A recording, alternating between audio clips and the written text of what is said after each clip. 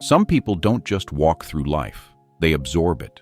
They feel every glance, every silence, every unspoken tension in the air. They sense when someone's smile is forced, when someone's words are trembling behind politeness. To others, it looks like intuition, but to them, it feels like drowning in emotion that isn't even theirs.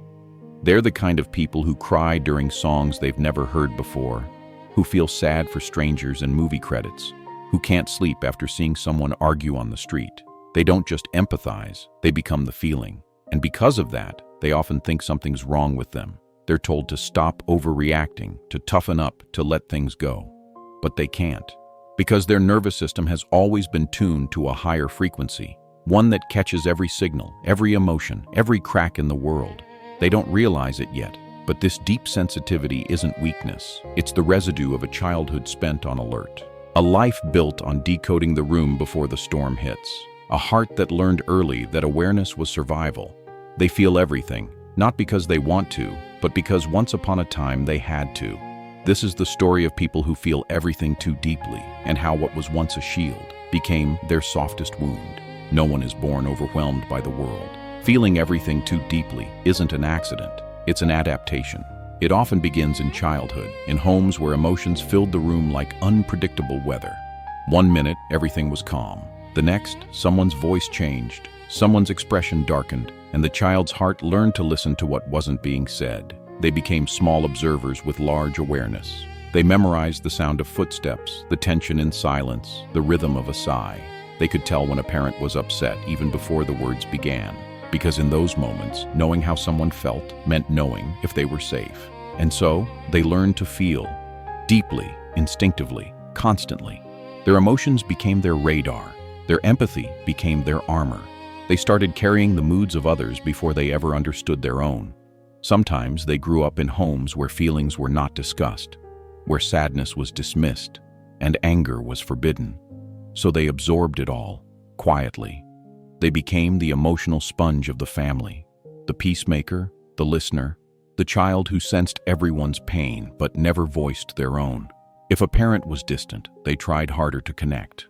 If love felt unstable, they learned to anticipate every shift to keep it steady. And with each act of emotional vigilance, their sensitivity sharpened until it no longer felt like awareness, but responsibility. They didn't just see emotions, they felt accountable for them.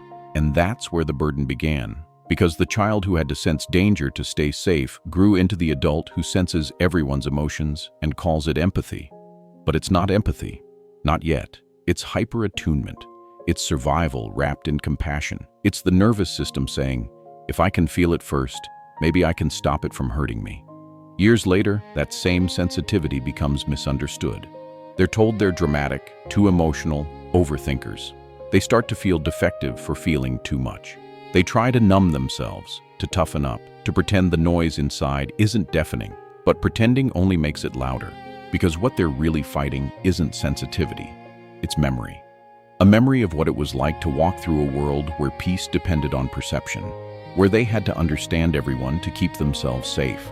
And even now, as adults, part of them still scans the world the same way, looking for changes in tone, energy, expression, as if danger might return if they ever stopped paying attention. The child who once learned to sense everyone's moods grows up to become the adult who can't stop doing it.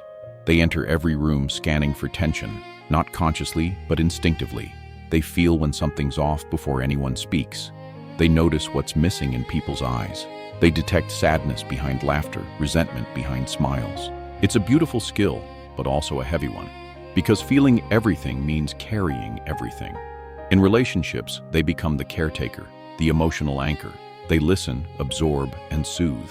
They're the one everyone confides in, the one who senses pain others don't even realize they're showing. But when the world goes quiet, they collapse inside, because empathy without boundaries becomes exhaustion, and no one ever taught them how to put the weight down. They often attract those who take comfort in their softness, people who need their steadiness, their listening, their capacity to feel. But few ever think to ask, who carries you? They don't know how to answer anyway. They've spent so long being the calm for others, they've forgotten what their own chaos sounds like. When conflict appears, they retreat inward. When someone is angry, they blame themselves. When someone withdraws, they chase connection, not out of neediness, but out of an old reflex that whispers, "If they're upset, I must have done something wrong." So they overcompensate, they overgive, they apologize before they even know what for. And when no one notices their quiet effort, they turn the blame inward, convinced that maybe they're too much, or maybe not enough. But here's the truth they rarely hear. Their sensitivity is not the problem. Their self-erasure is, because they've spent years using their empathy as a shield, a way to manage chaos by absorbing it, to prevent rejection by preemptively soothing it, to feel safe by fixing everyone else's pain first. Yet underneath that calm exterior lives a tired heart, one that's aching to feel without having to solve, to rest without guilt, to care without losing itself in the process. They appear strong, but strength built on self-abandonment eventually cracks. They appear kind, but kindness without boundaries becomes self-sacrifice. And they appear peaceful, but their peace often comes from silence, not serenity. Because the truth is, there's still that child who learned to feel everything, but was never taught how to hold it. There's a constant tug-of-war inside people who feel everything too deeply. They long to connect, to love, to understand, to help. But they also long to be free of the noise. They want closeness, but they're terrified of being consumed by it. They want peace, but peace feels like guilt when others are in pain. So they hover somewhere between presence and retreat, always half in, half out, half giving, half disappearing, because they don't know how to turn their empathy off. And yet, it's slowly burning them out. They can't walk past suffering without feeling it in their bones. They can't watch someone they love struggle without wanting to fix it. Even when their body is tired and their heart is pleading for rest, they keep showing up because their identity is built on being there. But the more they give, the more invisible they become. Because no one can see your pain when you've made it your mission to absorb everyone else's. And that's the secret loneliness of deep feelers. They feel everyone except themselves. They tell themselves they're fine, that they're strong, that it's okay to be the one who understands instead of being understood. But quietly, the ache builds. The kind of ache that doesn't scream. It hums beneath everything. The ache of never having a safe place to set their own emotions down. Sometimes they withdraw, they stop replying, they cancel plans, stay home, and disappear into solitude. People call it moodiness, but it's not that. It's recovery. It's the nervous system saying, "I can't hold one more feeling that isn't mine." But even in their isolation, guilt follows. They worry they've disappointed someone, that they're being selfish, that their absence might make someone else sad. And that thought alone is enough to pull them right back into the world that exhausts them. They're caught in a loop. To feel is to connect, but to connect is to drown. To help is to love, but to love is to lose a piece of themselves each time. And so their empathy, once a source of beauty, becomes their quiet prison.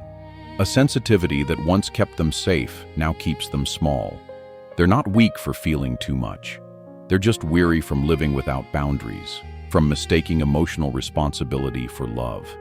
Deep down, they don't want to stop feeling. They just want to feel without disappearing. Healing for people who feel everything too deeply doesn't mean learning to feel less. It means learning to feel wisely. It's not about hardening your heart or building thicker skin. It's about finding a way to keep your softness without losing yourself in the process. Because your sensitivity was never the enemy. It was the part of you that tried to keep you safe. It's the gift that allowed you to see beauty where others saw nothing, to notice pain that others walked past, to love with depth, to listen with presence, to connect beyond words. But a gift, when carried without boundaries, becomes a wound.